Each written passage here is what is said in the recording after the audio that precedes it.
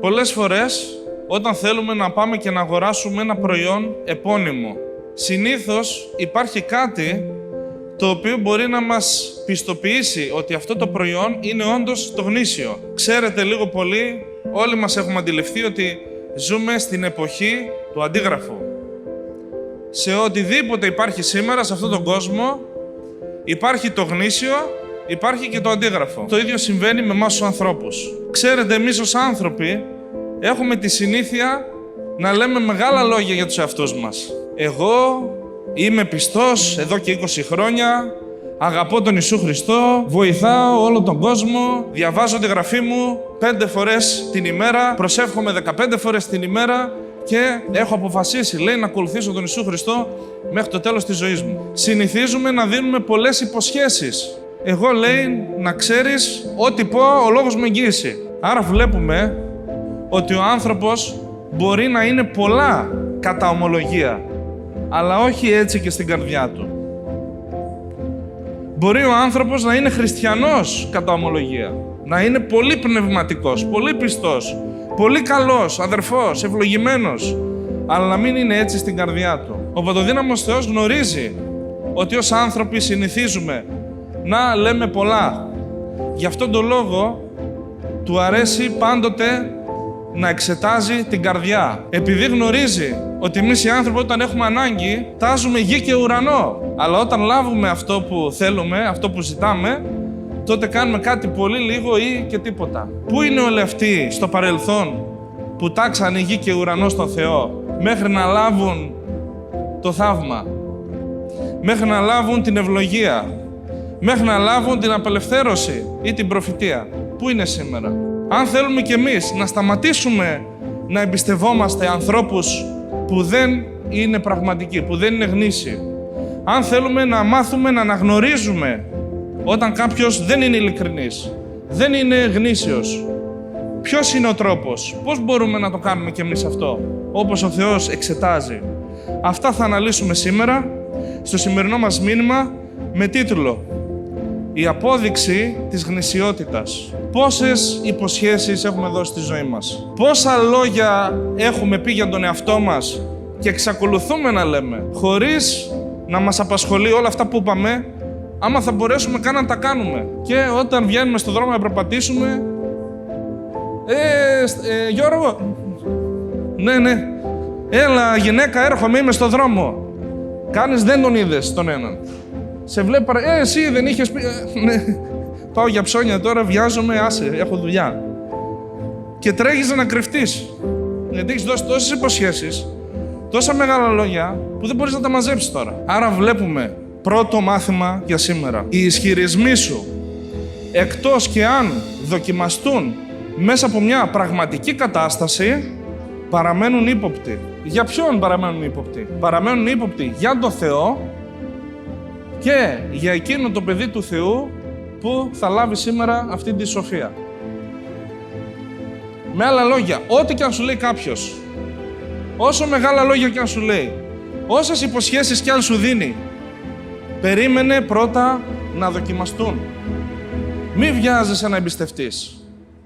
Μη βιάζεσαι να πιστέψεις και να ξεκινήσεις ήδη πάνω στις υποσχέσεις του αλουνού να παίρνεις δράση. Αν είμαστε ειλικρινείς, ένας από τους λόγους που η ζωή μας σήμερα δεν είναι εκεί που θα έπρεπε να είναι εξαιτίας της γρήγορης εμπιστοσύνης. Οι προκλήσεις φανερώνουν την πνευματική σου κατάσταση. Αν πήρες την απόφαση να κάνεις τον Ιησού Χριστό πηγή σου και ασπίδα σου και προστασία σου και φρούριό σου και προμηθευτή σου, τότε ετοιμάσου να δοκιμαστείς.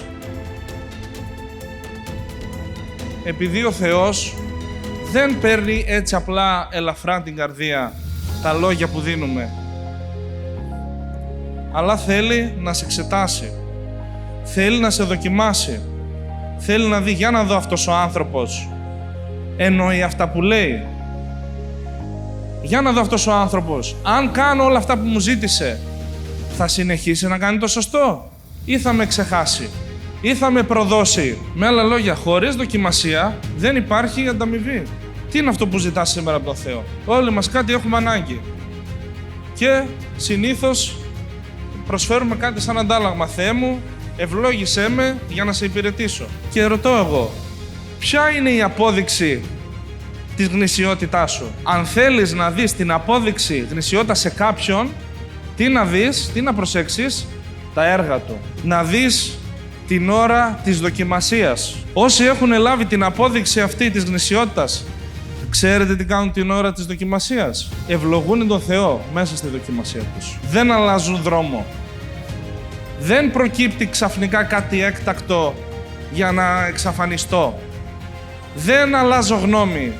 Δεν ξεχνάω το λόγο που έδωσα. Αλλά μέσα στο τεστ, μέσα στη δοκιμασία, μέσα στην πρόκληση, αυτός που έχει λάβει την απόδειξη θα κάτσει, θα σταθεί για αυτό που πιστεύει και θα ευλογήσει τον Θεό μέσα από τη δυσκολία του. Όσοι ευλογούν τον Θεό μέσα στη δοκιμασία τους, αποδεικνύουν τη γνησιότητά τους ως παιδιά του Θεού. Μην χάνεις χρόνο να εφεύρεις δικαιολογίες, να προσπαθείς να πείσεις Θεό και ανθρώπους με μεγάλα λόγια, με μεγάλες υποσχέσεις. Αλλά αντίθετα, όταν έρθει η ώρα της δοκιμασίας, δείξε μας με την πράξη σου ότι είσαι γνήσιο παιδί του Θεού. Γνωρίζουμε ότι όσοι ζούμε σε αυτόν τον κόσμο θα υπάρχουν δοκιμασίες, θα υπάρχουν πειρασμοί, θα υπάρχουν προκλήσεις, τα οποία έχουμε εξηγήσει και παλαιότερα ότι ο σκοπός δεν είναι να μας καταστρέψουν, αλλά έχουμε πει ότι οι προκλήσεις είναι ένα πολυεργαλείο που τι μας κάνουν? Μας δοκιμάζουν, μας καθαρίζουν, μας προάγουν αν τις προσπεράσουμε και στο τέλος μας οδηγούν στην ανταμοιβή. Κάθε τι που λες, κάθε απόφαση που παίρνεις, κάθε τι που θες να κάνεις, το πρώτο πράγμα που θα συμβεί στη ζωή σου είναι να δοκιμαστεί. Και αν όντως είναι γνήσια η απόφαση, αν είναι γνήσιος ο λόγος σου, αν είναι γνήσια η υπόσχεσή σου, τότε θα προχωράς στο επόμενο επίπεδο που είναι προαγωγή και μετά ανταμοιβή. Οπότε από σήμερα ως παιδί του Θεού, αγκάλιασε τις δοκιμασίες σου, αγκάλιασε τις προκλήσεις σου. Δεν είναι κακό πράγμα. Είναι καλό πράγμα. Και όχι μόνο αυτό, αλλά καθώς τις υπερνικάς, πρώτον, αποδεικνύεις στον Θεό την ειλικρίνειά σου και τη γνησιότητά σου και δεύτερον, αποδεικνύεις στους ανθρώπους ότι είσαι γνήσιο παιδί του Θεού. Πέρα από αυτό που βλέπουν οι άνθρωποι, ότι κοίταξε, κοίτα τι τον κάνουν, κοίτα πώς τον κατηγορούν, κοίτα πώς τον κακολογούν, κοίτα πώς τον ταλαιπωρούν και αυτό στέκεται εκεί στην πίστη του. Άρα είναι γνήσιος. Πέρα από αυτό που βλέπουν οι άνθρωποι, ταυτόχρονα γράφεις και ιστορία που θα διαβάσουν τα παιδιά που πρόκειται να γεννηθούν αύριο.